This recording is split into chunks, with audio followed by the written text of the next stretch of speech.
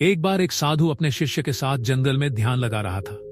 शिष्य हमेशा मन और उसकी इच्छाओं को लेकर परेशान रहता था। एक दिन उसने साधु से पूछा, गुरुदेव, अगर मैं अपने मन की बात नहीं मानूंगा और इसके विपरीत कुछ करूंगा तो क्या कुछ बुरा हो सकता है? साधु ने मुस्कुराते हुए कहा, इसका उत्तर तुम्हें अनुभव से मिलेगा।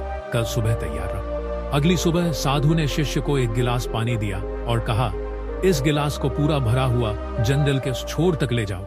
ध्यान रखना कि गिलास से पानी न छलके। शिष्य ने गिलास उठाया और चलने लगा। जैसे ही वह चला, उसका मन कहने लगा, गिलास को थोड़ा खाली कर लो, इससे संभालना आसान होगा। लेकिन शिष्य ने मन की बात नहीं मानी और गिलास को पूरा भरा हुआ ही रखा। थोड़ा आगे चलने पर रास्ते में कांटे और पत्थर आए। उसका मन फिर कहने लगा, रुक जाओ, इस रास्ते पर गिलास गिर सकता है, इसे छोड़ दो या खाली कर दो। शिष्य ने फिर मन की बात को नजरअंदाज किया और कठिनाई के बावजूद चलता रहा।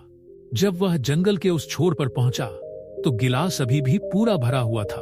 वह साधु के पास वापस आया और बोला, गुरुदेव, मैंने मन की बात नहीं मानी और गिलास को पूरा भरा हुआ ही रखा। लेकिन क्या होता अगर मैंने मन की सुनी होती?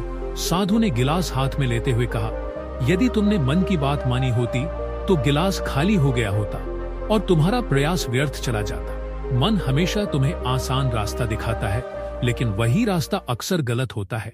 अगर तुम मन के विपरीत सही मार्ग पर चलते हो तो तुम्हें कठिनाइयां तो होंगी, पर तुम्हारा उद्देश्य पूरा होगा।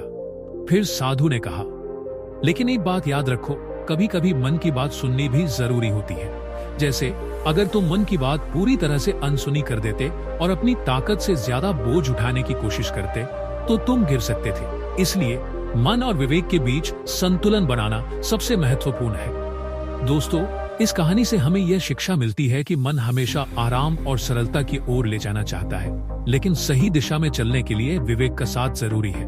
मन को पूरी तरह अनदेखा करना भी गलत हो सकता है। संतुलन और समझदारी से लिया गया निर्णय ही जीवन को सही दिशा देता है। दोस्तों, अगर आपको यह कहानी पसंद आई हो और इससे कुछ सीखने को मिला हो तो इस वीडियो को लाइक और शेयर जरूर करें।